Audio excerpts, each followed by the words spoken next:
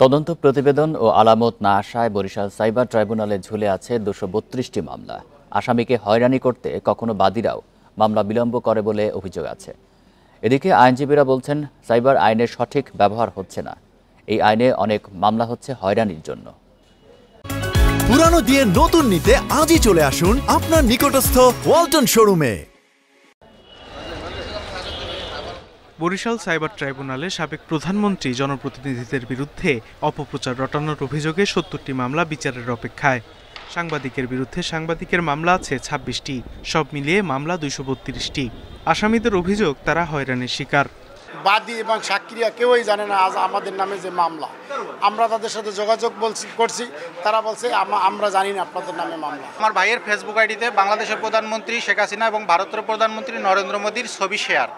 আসলে ফরেনসিক রিপোর্টে এরকমের কোনো ছবি তারা দেখাইতে পারে নাই। সাংবাদিকদের দমনের জন্য বিগত সরকার যে একটি আইন তৈরি করেছিল, ডিজিটাল নিরাপত্তা আইন।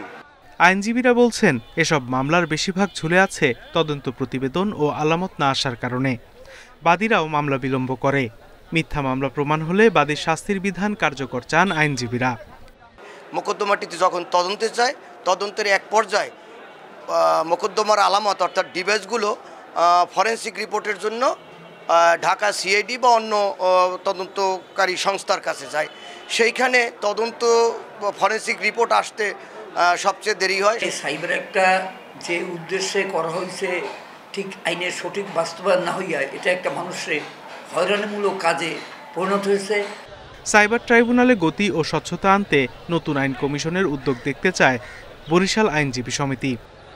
সাইবার ট্রাইব্যুনালের যে ধারা বিগত দুইবারই সংশোধন হয়েছে। প্রথমবার তো যে আসছিল সাইবার ট্রাইব্যুনালে, পরে সংশোধন হয়েছে, কিন্তু বর্তমান প্রেক্ষাপটে আরও সংশোধন হবে, আর হওয়ারই সম্ভাবনা বেশি। বরিশাল আইনজীবী সমিতির মতে, প্রেস কাউন্সিল থাকায় সাংবাদিকদের বিরুদ্ধে অভিযোগগুলো সাইবার ট্রাইব্যুনাল থেকে সরিয়ে নেওয়া যেতে পারে। Independent news.